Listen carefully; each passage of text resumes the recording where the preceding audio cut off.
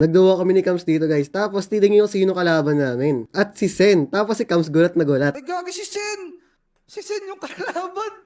Yusan Sen? Si Sen yan! Sen ba? Si Sen yan, oh! Si Sen yan, gagi!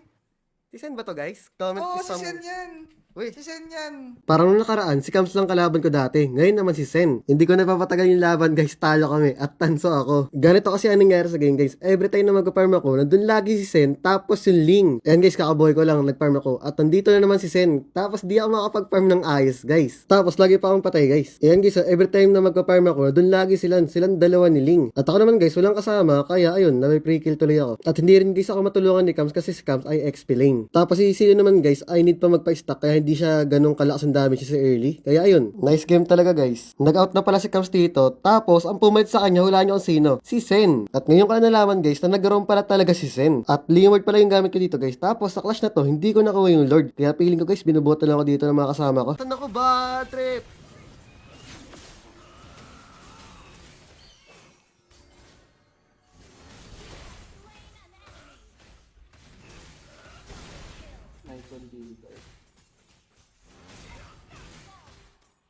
Yung yung bot.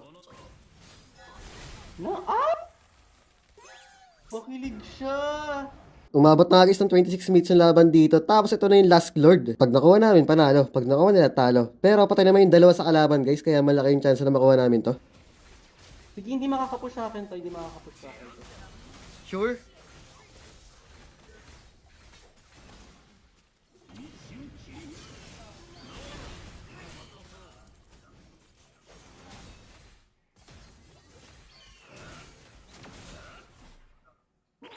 Ang fucking...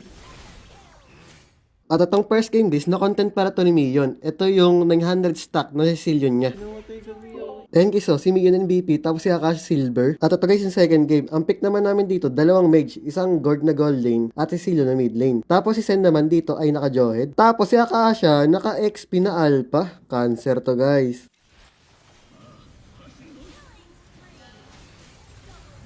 Agis mo Sen, dali. Nice one. Sige, tangkain ko to.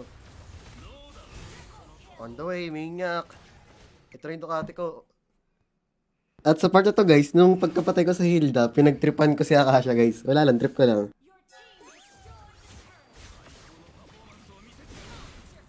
Akasha, di mo binigay sa akin, minyak na eh. Ano na, sa'yo? Ay hindi, I mean, di mo tinangke. Tinangki ko, ikaw yung kumagsuot. Sorry. Grabe, papagalitan sana kita tapos ako pinagalitan, no? Hindi mo nakita eh. May oyab ako. Ay, grabe. Maubos siya ba? Paano magkagura guys? Dinaubuhan kayo. Sa'yo na yan. Ayaw mo? At itong second game, buti naman guys panalo. Pero guys, may papakita ko sa inyo. Para di kayo... Ops. Okay, uy!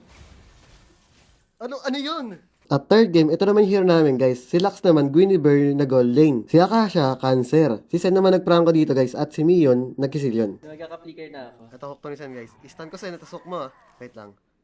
3, 2. Ayun pa.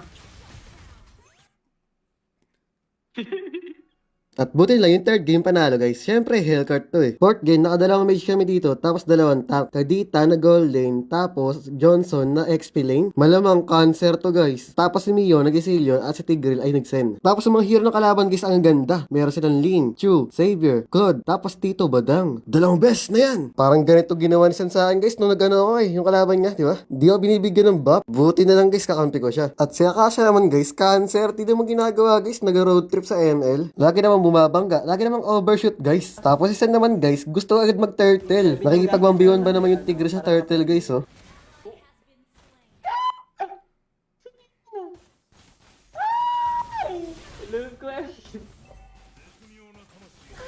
Dito guys, nagulat ako kasi nag-trigger sa akin yung badang, pati yung Chu. Tapos si Akasha guys, nag-overshoot na naman. Akala ko talaga guys, makakaminyak na ako dito. Ang kaso, ito nangyari.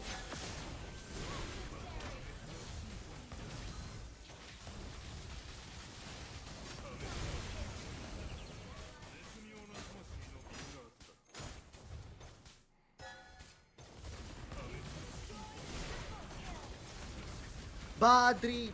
Okay lang guys. Grabe, naubos kami doon. At si Akasha guys, nanitrip na naman, nag-road trip na naman po. Grabe, overshoot guys. Ano yung rotonda? Boom, nag-overshoot yung dalawa guys, nabangga sa poste. At buti na lang guys, panalo tong fourth game. At pang fifth game, tumagal na 5 minuto guys yung matching up. Tapos ito ang mga nakalaban namin. Puro mga Immortal at MG, kaya good luck sa amin.